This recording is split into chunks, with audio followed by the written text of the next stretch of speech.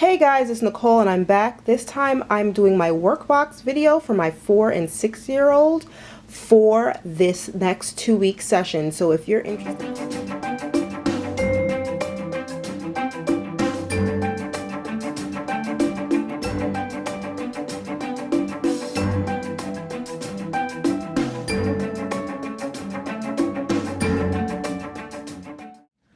So here are all my 6-year-old's work boxes, and honestly, a lot of the stuff hasn't changed.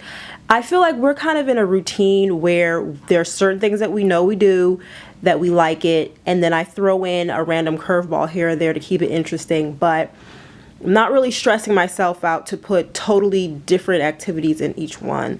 And I made a point to say this because I do sense that some parents might think that's just a bit much for them to be expecting to put brand new work shelf and work box activities every week, that sometimes you just don't have time, that sometimes you just don't have that creative ability to come up with things.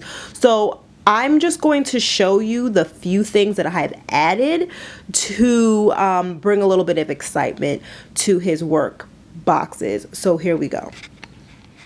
As before, I do believe I've shown you guys these. These are the fractions cards, and pretty much he'll be writing these out in his notebook. So every week I pretty much get brand new ones out of the package and I just use these, and I put about 8 of them in there. So he's able to draw out these things and answer the questions. He's doing a lot of measurement. We're talking about measurement, and we are also learning about the area of a rectangle in classical conversations. So though he is 6, he's going on 7 in a few weeks. This is just what they teach in the curriculum, and the kids tend to just gravitate to it and like it. It's way above level, but it's funny how kids kind of just learn these things through memorization. So it will help for recall later on when he gets older. But what I wanted to do with him to reinforce the area of a rectangle is this. I simply wrote out on a piece of cardstock, find the area of a rectangle made out of 4 popsicle sticks, a rectangle made out of 6 popsicle sticks. I think I did 8 popsicle sticks and 10 popsicle sticks.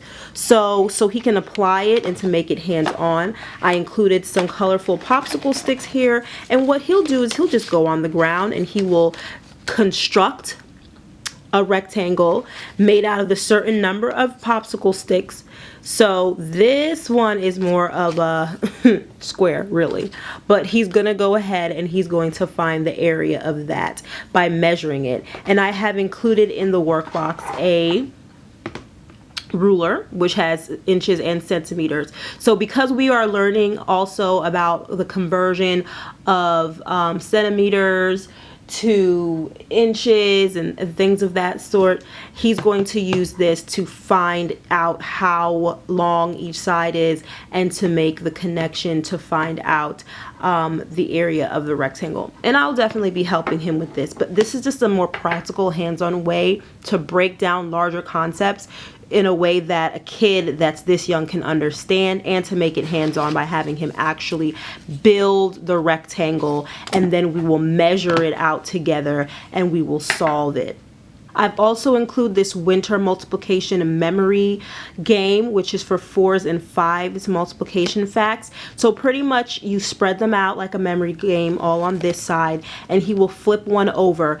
And what it has is there's 3 parts to it. Pretty much some of the cards have the equation, some of the cards have the answer, and some of the cards actually have the number of snowflakes on there. So he has to find all 3 of them to match. So for example, if he flips over 4 times 5, he has to then find the 20 and flip over the 20, and then he also has to flip over the one that has 20 snowflakes. So this could take a long time, but this is one of those games that we play together and that it will really just help him just solidify his 4s and 5s multiplication. This is the language arts workbox, still the same, Christian Light Education, writing prompts journal from Lakeshore Learning, and his spelling notebook. that's it. Sometimes I like to throw in a dry erase paddle with a marker so that we can review his spelling words that way. But this week I'm just going to keep it simple and basic. His CC workbox, I have this. He is going to be reading this book called Hill of Fire. And what we'll be doing is we're talking about volcanoes. So I got a lot of books on volcanoes, and we will be just talking about the different types of volcanoes, because in classical conversations we're learning about the 4 different types of volcanoes, and so this gives him an opportunity to just reinforce that. There's little volcano facts worksheets and mini books that he can do, and we'll construct this, and at the end of by the end of next week we'll have a nice little lap book about volcanoes in here. And as always, we have his classical conversations notebooking pages, and I did a new set for this week like I always do, and I keep it here in his classical conversations notebook. For his elective drawer, which is Bible, social studies, I still have the health lessons in here, but like I said, we're starting to do a traveling health unit with our homeschool co-op. What I have in here is I've added more of the books of the Bible for him to order, and he's focusing on the Old Testament right now. So in addition to that, he will continue to work on his Bible workbook and his his Bible workbook and his social studies workbook.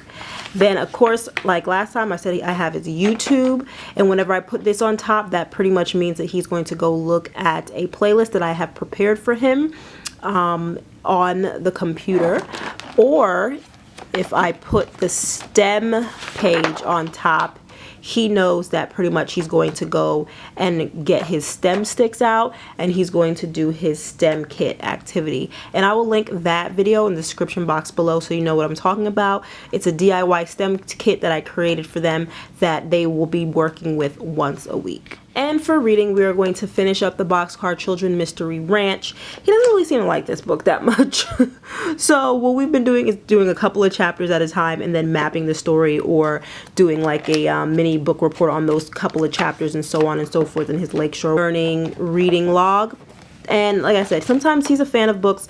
Next time I'll let him pick out something. We just went to the library today, so there's another book that we'll be putting in here for next week just to switch it up for him. So that's pretty much it for his work boxes.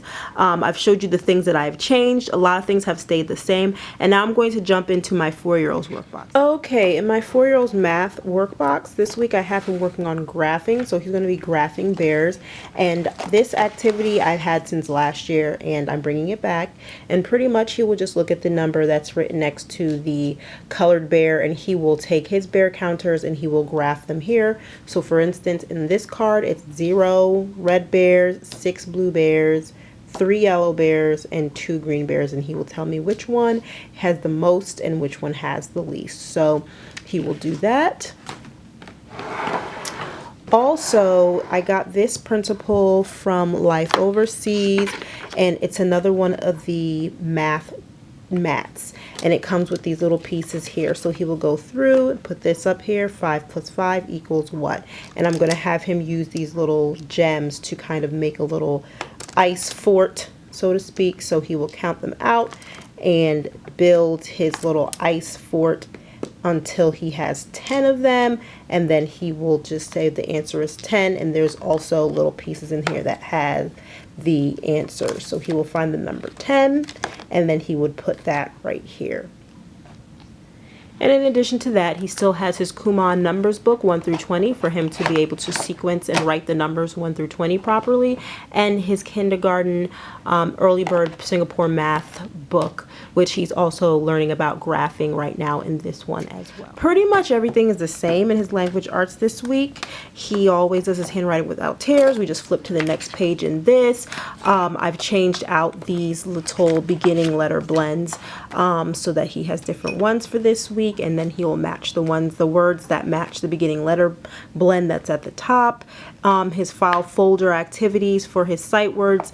If you would like to see everything in detail, I'll link the previous workbox video in the description box below. But the one thing that I've added to this workbox this week is for him to just be able to sound out words more fluently phonetically.